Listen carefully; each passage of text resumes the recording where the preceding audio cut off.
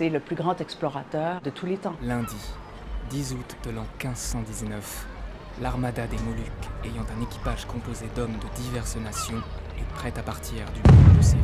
L'idée, c'était pas de refaire une adaptation du documentaire, mais bien d'utiliser des images inédites et de créer une nouvelle lecture, une nouvelle écriture. Cette histoire de Magellan, j'ai voulu la raconter à travers le point de vue de Antonio Pigafetta, un Italien qui est embarqué sur cette expédition sans trop savoir dans quoi il s'embarquait en fait, qui n'est pas marin, qui n'était jamais embarqué sur un bateau de sa vie. Tous les jours, il écrit sur le bateau et c'est grâce à Antonio Pigafetta qu'on connaît aujourd'hui cette histoire incroyable. On entend les cloches derrière vous, qu'est-ce que c'est? Alors c'est le départ, dans salle 1.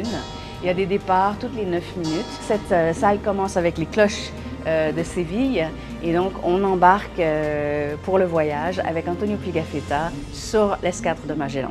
Donc on a les 5 nefs avec 237 membres d'équipage et ce que je voulais faire en fait avec ça, c'est de voir au fur et à mesure qu'on avance, après chaque salle, on a le même graphisme, mais on voit combien d'hommes sont morts et combien d'hommes restent. Et donc, à la toute fin, on voit qu'il reste que 18 membres d'équipage et un seul bateau. Quand on parle d'immersif, on pense tout le temps à des grandes salles avec des grandes projections et tout ça. Alors moi, j'ai voulu au contraire travailler l'immersion de différentes façons, donc que ce soit par le son, par les images, par la scénographie. Et donc chaque salle a un dispositif différent. Et ma préférée pour moi, c'est la salle 3, dans la cale de bateau, parce que le son est vraiment incroyable. Ce qui est intéressant de cette salle, c'est qu'on évoque la cale de bateau, mais on n'est pas dans une reconstitution historique.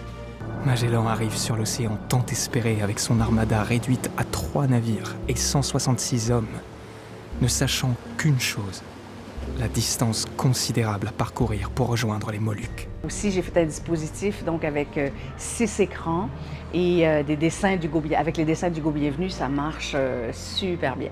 En fait, l'idée de départ de toute cette exposition-là, c'était surtout de parler de l'héritage de Magellan. On a pu redessiner des cartes avec beaucoup plus de précision. Moi, ce que je trouve intéressant aussi avec aujourd'hui, c'est qu'à l'époque, on avait divisé le monde en deux. Il y avait les Espagnols d'un côté, les Portugais de l'autre, 2 empires.